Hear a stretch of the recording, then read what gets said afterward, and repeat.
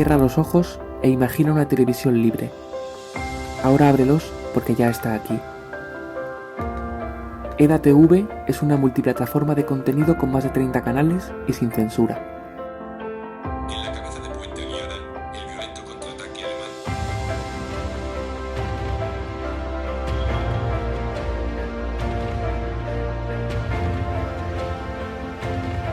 Dados como herramienta de control.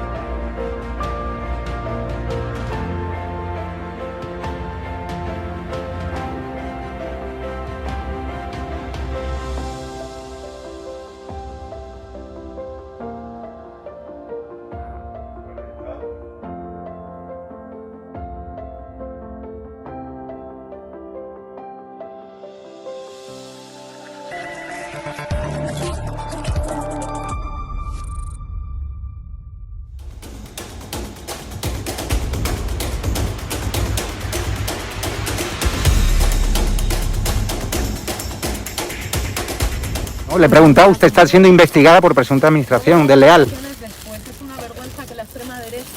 ¿Quién es la extrema derecha? ¿Los que contratan, los que tienen alpirracas en su puerta a un delincuente?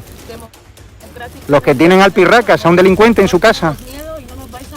Te lo digo mirándote a los ojos, Sí. a los fascistas, a la extrema derecha, mediática y política. No nos vais Dígamelo. a amedrentar, que no nos vais a amedrentar, te lo estoy diciendo mirándote a los ojos. Ha dejado- que la extrema derecha ¿Ha no dejado nos al dais cuidado de miedo, sus hijos hoy que no con la nos dais niñera que miedo, presuntamente es una hemos pagado vergüenza todos los españoles que o no? intentéis amedrentar a la gente ¿Ha que dejado estamos hoy a sus ejerciendo hijos o al pirracas, al democráticamente delincuente que nuestro tenéis en la derecho puerta al que la voto? pagar? Que no, ¿O a su tenemos hermano que fue miedo, detenido ni por a ti, ni a apalear, nadie de la extrema por derecha, agredir a la ni policía en mediática. Vallecas? ¿O a su hermano? Venga, Señora valiente, ministra. venga, valiente. No, valiente no. Venga, valiente. O sea, es una vergüenza que los españoles paguemos a su niñera. Es una vergüenza.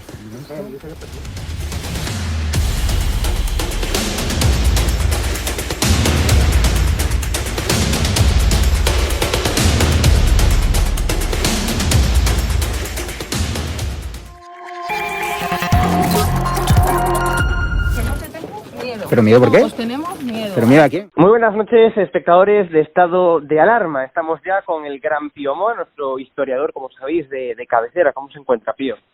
Hola, ¿qué tal? Pues aquí andamos, otra vez. Bueno, como todos. Claro, eso es. Bueno, pues ¿de qué nos has hablado esta semana en tu blog, Pío?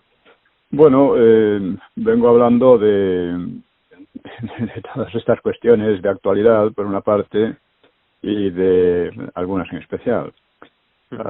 Estoy desarrollando una idea sobre la neutralidad de España como una política, la única política que puede garantizar una independencia y una verdadera proyección de España en el mundo, ¿no? Neutralidad en los conflictos que nos rodean por aquí y por allá, ¿no?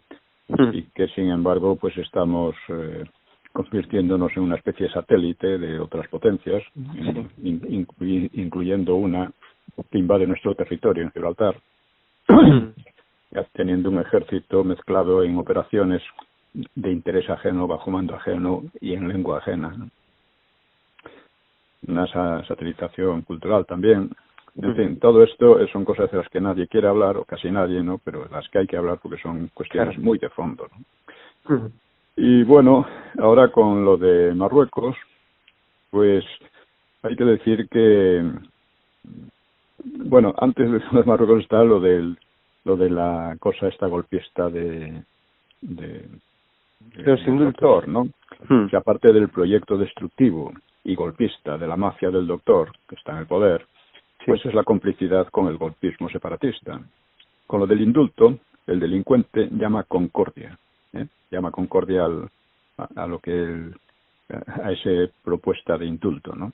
Sí. Es lógica esa concordia entre golpistas, enemigos de España y de la democracia, como lo fue la concordia de Zapatero con la ETA. Es un crimen muy grave detrás de otro y, sin embargo, lo van perpetrando, ¿no? Con toda o sea, destruyendo la legalidad, destruyéndolo todo, ¿no? Y siempre con la colaboración del PP. declarada o de hecho. Bueno, en cuanto a la Ceuta y Melilla, no duden de que la entrega de estas ciudades a Marruecos entra en el proyecto destructivo de España de la mafia del doctor. No duden de que, llegado el caso, el PP colaboraría, echando alguna lagrimita, eso sí. Estos delincuentes van a la cárcel o destruyen a España y la libertad. Sobre Ceuta y Melilla y Marruecos, pues he recogido unos artículos que publiqué hace 11 años en Libertad Digital, los he puesto en el blog. Dice, la ONU considera Gibraltar una colonia y ha incitado a Inglaterra a descolonizarla, en vano naturalmente, mientras que Ceuta y Melilla se reconocen como ciudades españolas. Las dos cosas fueron un éxito de la diplomacia franquista, tanto más notable ante la fuerte tendencia demagógica de la ONU. Sin embargo, el gobierno de Rabat reivindica las dos ciudades y los socialistas y los separatistas en España le apoyan con disimulo o abiertamente a fin de debilitar por cualquier flanco la nación española o equiparando fraudulentamente el caso con el de Gibraltar. La exigencia de Rabat ha sido rechazada porque Ceuta y Melilla nunca pertenecieron a un Estado marroquí, rechazada en la ONU y en principio en España, pero ya veríamos, ¿no? Propiamente hablando, no existe un Estado marroquí hasta entrado el siglo XVI con la dinastía Saadí, cuyas fronteras se delimitan frente a la presión de portugueses y de turcos, ¿no? Aún así, ese Estado tuvo dos características inhabituales. Fue muy expansivo hacia el sur, llegando hasta Tombuctú, y practicando un masivo tráfico de esclavos que alteró considerablemente la composición étnica del sur del actual Marruecos, ¿no? Por lo cual, Rabat ha reivindicado enormes extensiones del Sahara para molestia de los estados creados tras la descolonización. Y en el territorio del Marruecos actual, pues fue más bien un estado arabizado, establecido sobre las zonas llanas y próximas al litoral, pero incapaz de dominar la mayor parte del actual país, es decir, de las zonas propiamente bereberes de las montañas, donde ni siquiera podía cobrar impuestos. Solo conseguía en ellas el rezo en nombre del sultán, que era tomado como signo de soberanía, pero sin ninguna consecuencia práctica, ¿no? Pues siempre existió en el Magreb una oposición, una tensión fuerte entre la parte bereber y la arabizada, que todavía hoy estalla a veces en rebeliones. No hace mucho ha habido alguna en el Rif, ¿no? En realidad fue la colonización francesa la que hizo de Marruecos un estado relativamente moderno y efectivo, con los límites actuales, aparte de su expansión por el antiguo Sahara español. Bueno, no obstante, Rabat suele considerar precedentes estatales marroquíes los imperios almorávide y almohade, con lo cual podría reclamar, y además lo hace de modo implícito, aunque sin pretensiones a corto plazo, claro está, podría reclamar casi todo el Magreb, más un tercio o la mitad de la península ibérica por el norte y Mauritania por el sur. O sea, de hecho, Marruecos ha sido desde su independencia el país norteafricano más agresivo y que más conflictos diplomáticos o bélicos ha sostenido con todos los países de su entorno, y desde luego con España. Su método, en nuestro caso, ha sido explotar momentos de debilidad política en Madrid para provocar o para avanzar con hechos consumados, a veces mediante agresiones bélicas a cargo de fuerzas supuestamente incontroladas. También extendió unilateralmente sus aguas territoriales, privando de caladeros a los pesqueros españoles, a los que hostigó con detenciones y ametrallamientos. Otra forma de agresión indirecta ha sido el envío ilegal de emigrantes subsaharianos o magrebíes a las costas de Canarias y Andalucía. Esto está escrito, como digo, hace 11 años. Su mayor éxito fue, aprovechando la agonía de Franco, pues la invasión del Sahara español mediante la Marcha Verde, con apoyo de USA, de nuestros aliados, motivado por el peligro, o sea, el apoyo useño, pues motivado por el peligro de que la colonia cayera en manos de Argelia, que entonces era un país socialista muy antioccidental y prosoviético.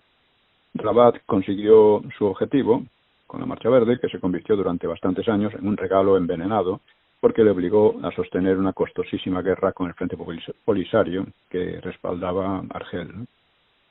Aunque Marruecos no ha acabado de digerir el Sahara, ganó finalmente la guerra, con lo cual su gobierno ha podido volver los ojos sobre su próximo objetivo, que son las ciudades españolas de Ceuta y Melilla. Y para presionar sobre España, Mohamed VI utiliza su posición como aliado de USA y de Francia en el Magreb, juega con la amenaza islámica y atiende a los signos de flaqueza de Madrid. O sea, signos que son hoy muy ostensibles. Movimientos separatistas en Cataluña y Vascongadas, amparados de hecho por el gobierno del PSOE, y del PP, claro, por supuesto, pero en aquel momento gobernaba el PSOE, ¿no? Evolución política hacia la disgregación nacional, con reconocimiento de naciones en las regiones españolas, naciones entre comillas, crisis económica, alianza de civilizaciones, es decir, de dictaduras, incluida la marroquí, etcétera. La demagogia ignorante de Obama también le favorece. Estamos en tiempos de Obama. Y París, desde luego, no va a mover un dedo por los intereses españoles.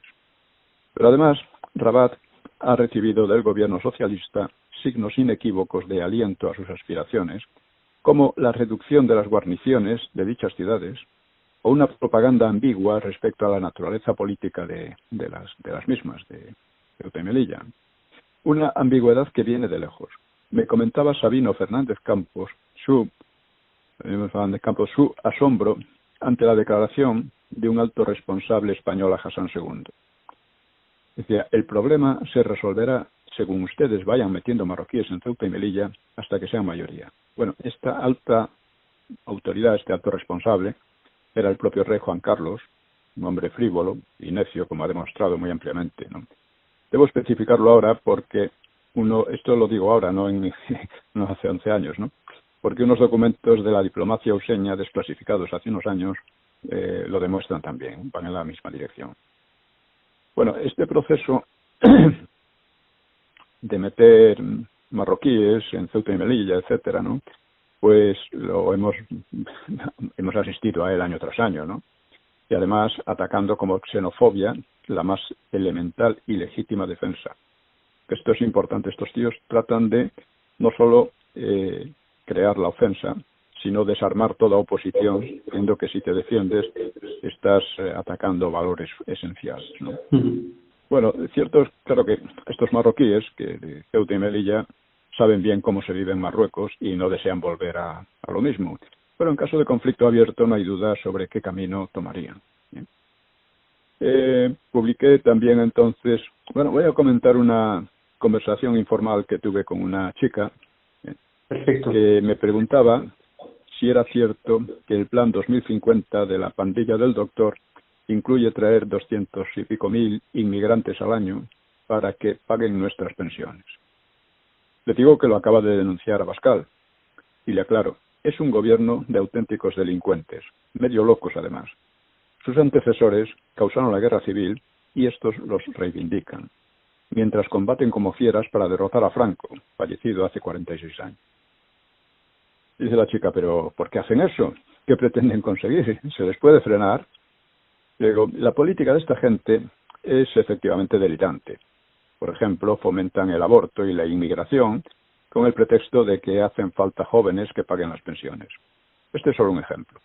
Pero claro está que lo hacen por algo, y es que se creen representantes de la humanidad, de una humanidad sin culturas nacionales, sustituidas por 4 tópicos ideológicos de origen entre marxista y pseudoliberal, ¿no? El marxismo es muy lógico si aceptas unas premisas como la lucha de clases. A partir de ahí tiene mucha fuerza convincente, aunque las consecuencias son bien visibles, ¿no? Las hemos visto en todo el siglo XX, ¿no? Ahora estos locos de ahora pretenden algo parecido a base de ecologismo, feminismo, cambio climático, LGTBI y toda esa historia, ¿no? Es un conglomerado confuso, pero tiene también una lógica. Acabar con las culturas nacionales, con la familia, la sexualidad normal, las ideas tradicionales y hasta con el mismo hombre blanco. Porque según ellos, son la causa de los males que han sufrido los humanos a lo largo de la historia. Unos males que ellos piensan eliminar con sus chifladuras. Bueno, todo esto es muy desagradable, no tanto porque sea tan delirante, como porque ha alcanzado mucha fuerza. Y me preguntaba, decía, ¡qué horror! Es increíble que puedan pasar cosas así. ¿Cómo han llegado estos pirados a tener tanto poder? ¿Cómo han pasado inadvertidos de esta manera? Yo no creo que la mayoría de la gente apoye activamente semejantes iniciativas. Sin embargo, les votan. Votan al buen tuntún o de verdad están de acuerdo con esas cosas. Es todo muy confuso. Y dice, bueno, pregunto, ¿cómo han llegado estos pirados a tener tanto poder? Pues porque quienes tenían que oponérseles no se les han opuesto. Lo explicaba muy bien un catedrático. La derecha en España está condenada a alimentarse de los desechos intelectuales de la izquierda por falta de formación histórica e ideológica. Y menos mal que ha surgido Vox. Bueno, esto lo he comentado. He tratado también más ampliamente la cuestión de Ceuta, la cuestión del Sahara, Marruecos, etcétera, ¿no? Porque es una cuestión pendiente y está ahí, ¿no? Y esto también en un artículo de hace 11 años, pues señalaba que la tesis de que España tiene una responsabilidad directa con los saharauis y en la aplicación de la resolución de la ONU de celebrar un referéndum, sin ser del todo falsa, exagera bastante. O sea, cuando el problema alcanzó su punto álgido en 1975, hubo algo en lo que coincidían Marruecos, Argelia, Mauritania y el Frente Polisario. Y ese algo era la salida de España cuanto antes.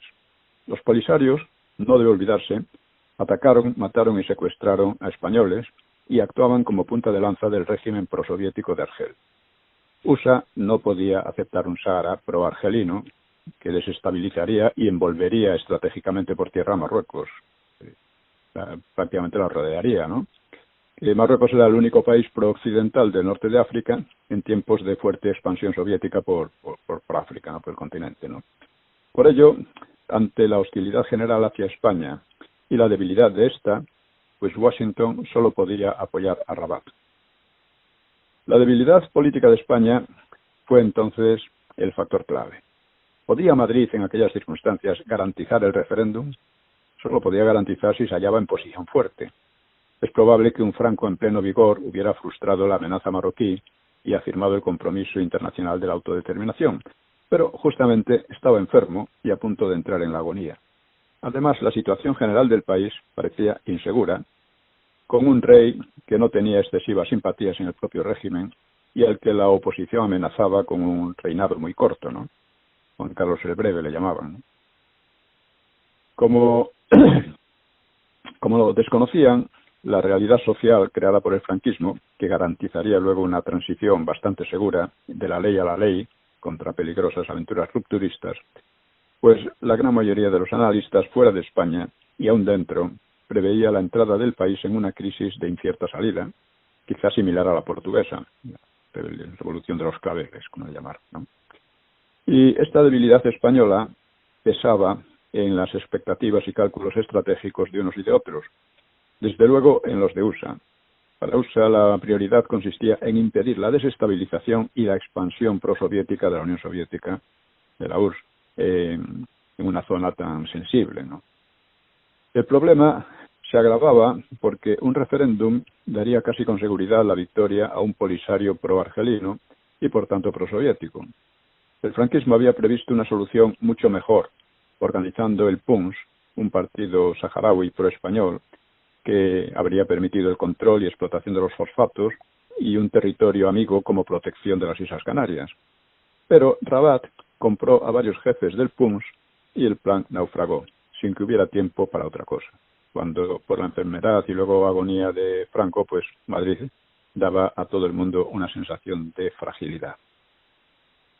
La influencia useña siempre tiene desde luego mucho peso, pero no debe creerse con las habituales fantasías conspiranoicas de que su gobierno es todopoderoso y que su CIA controla todos los movimientos políticos en la zona o en cualquier otra región del mundo, ¿no?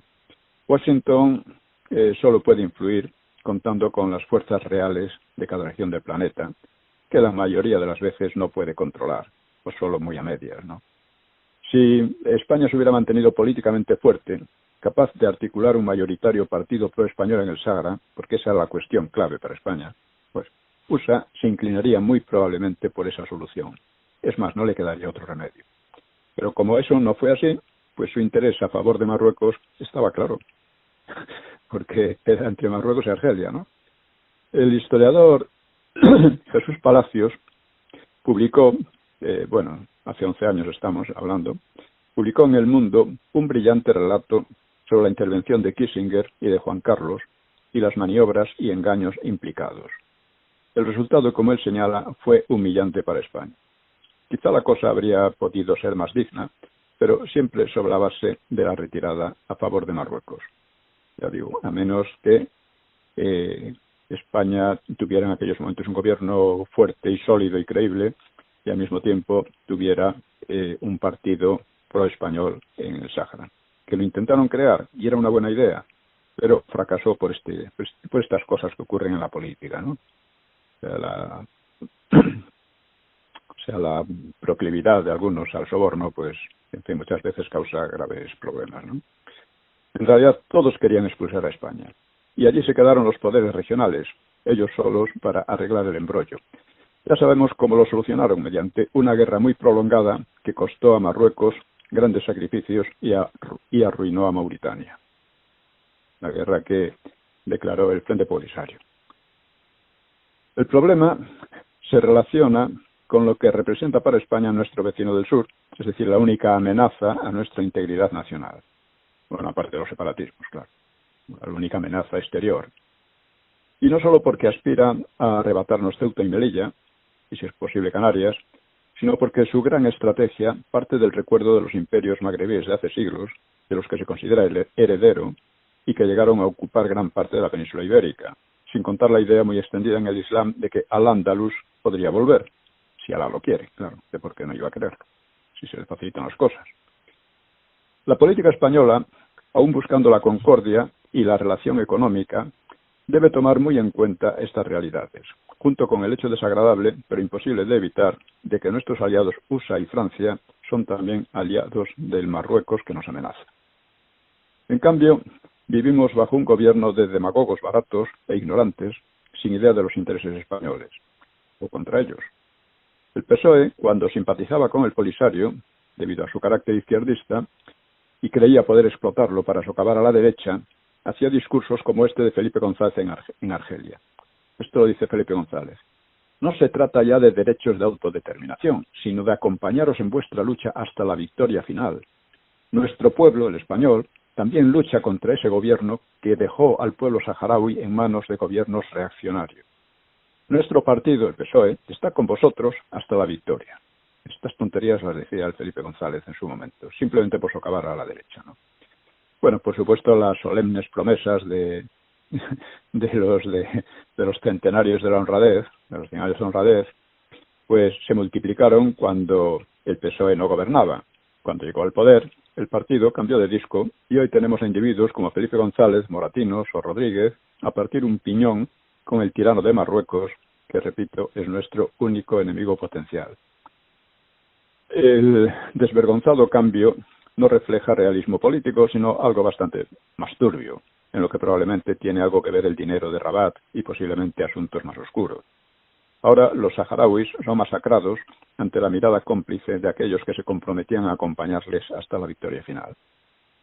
La posición internacional de España es, desde luego, desde ese punto de vista, mucho más débil que en 1975. Y el peligro no está en Rabat, sino en Madrid. Y actualmente ocurre exactamente lo mismo. Esto, como digo, está escrito hace 11 años y la situación no ha cambiado sino para empeorar.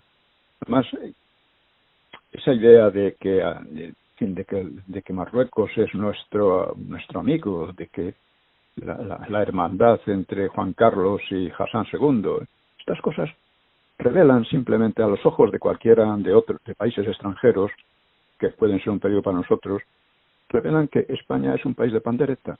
Y efectivamente esta gentuza del PP y del PSOE han convertido a España en un país de pandereta, no se puede decir de otra manera. En fin, estos son parte de las cosas que vengo tratando, pero que vengo tratando muchas de ellas desde hace muchos años, y claro, llega un momento en que parece que no hay manera, ¿no?, de salir de tales situaciones.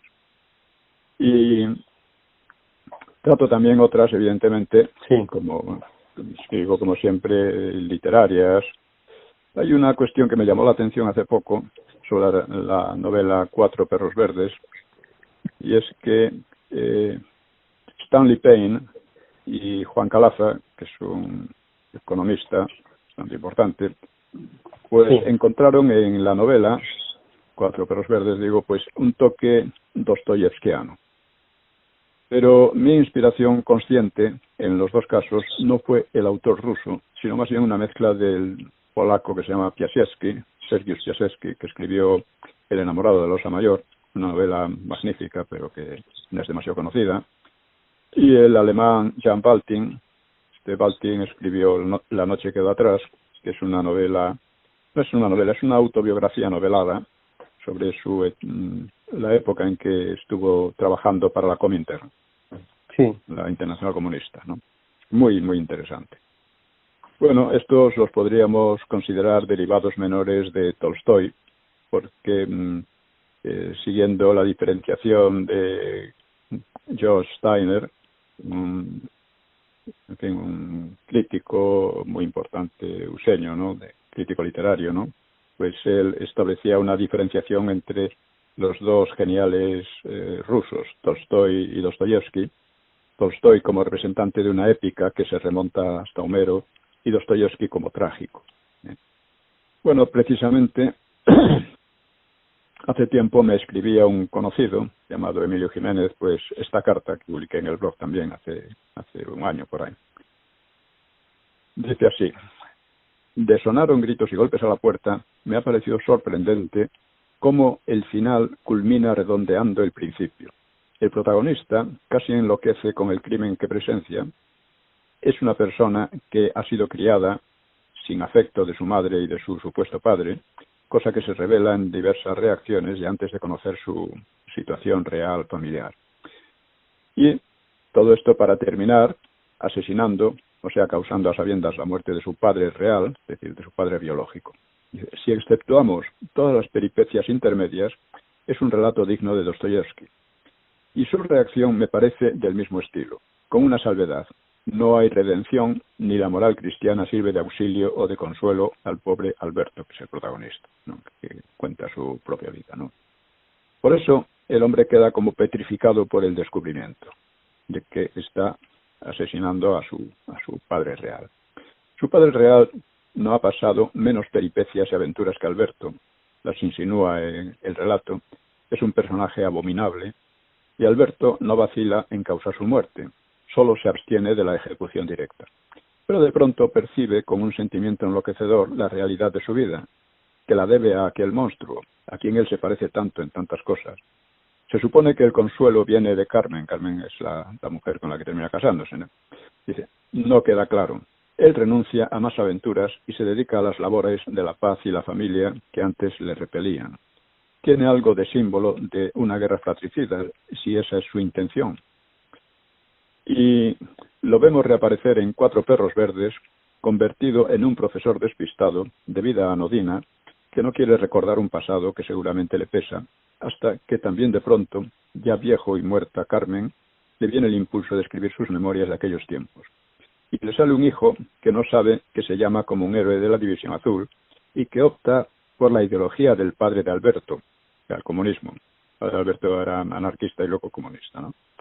Y casi peor, se parece a los dos, a su abuelo y a su padre, en su inquietud espiritual y su afán de aventuras arriesgadas, que si prosperasen llevarían inevitablemente a la violencia y a una nueva guerra.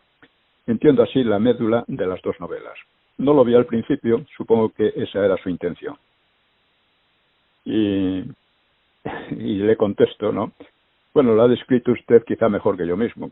Mi intención no era clara para mí, más allá de explotar literariamente el episodio inicial de Sonaron gritos y golpes a la puerta, que es un episodio real, que ocurrió en Barcelona al comienzo de la Guerra Civil, en una familia pues que llegaron unos incontrolados, como les llamaban, que no eran incontrolados en absoluto, y asesinaron al padre de familia de un tiro en el trasero, ¿no?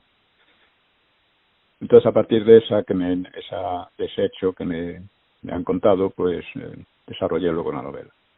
Bueno, también lo que quería era enfocar novelísticamente aquella época con una óptica diferente de la habitual en la izquierda o en la derecha, y también sin el tópico de la guerra fratricida. Pero sí, creo que inconscientemente me ha influido Dostoyevsky. Dostoyevsky leí mucho de joven, y en el sentido que usted dice, como más conscientemente Piasecki y Baltin, como decía al principio, ¿no? No son novelas religiosas, como son las más conocidas de Dostoyevsky, pero tienen las dos un fondo de religiosidad, si se quiere, ¿no? Como presencia un poco del misterio de la vida. Bueno, esto por lo que se refiere al tema literario que siempre, o casi siempre trato en el blog, junto con temas, vamos a decir, filosóficos. Sí. Y he dedicado también alguna atención a un poco a la sátira sobre Casado y el Doctor, dos intelectuales, ¿no? Dos intelectuales de la política, uno con doctor y otro máster, de los dos falsos, claro, evidentemente, pero que sí, en cierto modo simbolizan muy bien todo lo que está, y lo estoy tratando un poco de cachondeo. En fin, creo que con esto hemos tenido ya para hoy, ¿no? Sí, es suficiente.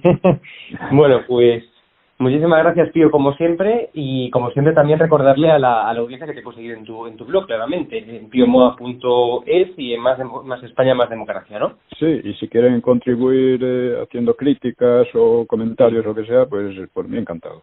Genial. Pues muchas gracias, Pío. Un fuerte abrazo. Muchas gracias y un abrazo. Hasta luego. Un abrazo. Chao. Cierra los ojos e imagina una televisión libre.